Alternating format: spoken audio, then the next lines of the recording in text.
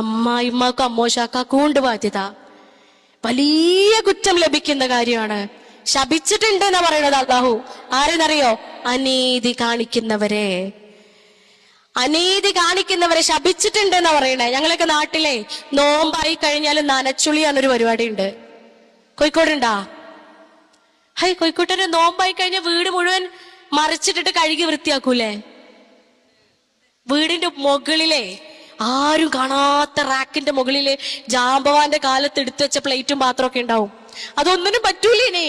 തൊടുക്കെറിയാൻ പോലും പറ്റാത്ത പാത്രങ്ങളാ. ഈ പാത്രങ്ങളൊക്കെ കയറി കോണി വെച്ച് കയറി ഈ പാത്രങ്ങളൊക്കെ എടുത്ത് കഴുകി വൃത്തിയാക്കി വീണ്ടും അതിന്റെ മുകളിൽ തന്നെ വെക്കും. ഇതെന്തിനാണെന്ന് അന്നുള്ളവർക്കും അറിയില്ല, ഇന്നുള്ളവർക്കും അറിയില്ല. അല്ലെ? ഇതൊരു ആചാരമായിട്ട് ഞങ്ങളൊക്കെ നാട്ടിൽ ഇപ്പോഴും ഉണ്ടെന്നേ. എന്നിട്ട് ഈ പെൺകുട്ടി മരുമോളില്ലേ, ഈ ഏണിയിൽ ഇങ്ങനെ കേറി പാത്രങ്ങൾ എടുക്കാൻ വേണ്ടിയിട്ട് കൈ ഇങ്ങനെ പൊക്കി നിൽക്കുക. അപ്പോഴാണ് നാത്തൂൻ കേറി വരുന്നേ. ആര്? ഉമ്മാന്റെ മോള് കേറി വന്നിട്ട്, ഉമ്മാൻക്ക് വെയ്യമ്മ, തീരെ വെയ്യാണ്ടായിട്ടുണ്ട്, 3 ദിവസമായി ആ പൊരയില് നനച്ചുളിന്റെ പണിയാണ്, വീട് വൃത്തിയാക്കണ പണിയാണ്, പണിയെടുത്ത് ഞാൻ തളർന്നമ്മ. ആ അമ്മായിമാക്കാണെങ്കിൽ പറഞ്ഞാലും മനസ്സിലാവില്ല എന്ന് പറഞ്ഞപ്പോ പെറ്റമ്മ ചേർത്ത് പിടിച്ചിട്ട് പറയാ, ഈ കാലത്തുണ്ടോ ഇങ്ങനത്തെയൊക്കെ തള്ളാര്? ഇക്കാലത്തുണ്ടോ ഇങ്ങനത്തെയൊക്കെ തള്ളാര്ന്ന്? മറ്റോള് കോണിന്റെ മുകളിലാ. ആര്? ഉമ്മാന്റെ മരോളെ. ഓള് താഴത്തേക്ക് ഒരു നോട്ടം, ഓള് താഴത്തേക്ക് നേരെ ഒരു നോട്ടം. ഉണ്ടേക്കൂലമ്മാന്നോള്, ഓള് ഉണ്ടേക്കൂലമ്മാന്ന്. ഇതൊരൊറ്റ ഉദാഹരണം മതിയല്ലോ അല്ലെ പ്രിയപ്പെട്ടവരെ?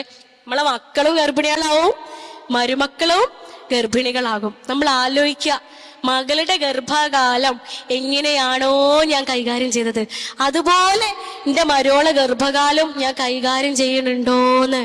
ഓളമ്മ ഒരു 6ാമത്തെ പ്രാവശ്യം വിളിച്ചാ പറയും, ഇതെന്തത്തിനാ അതിങ്ങനെ വിളിക്കണത്?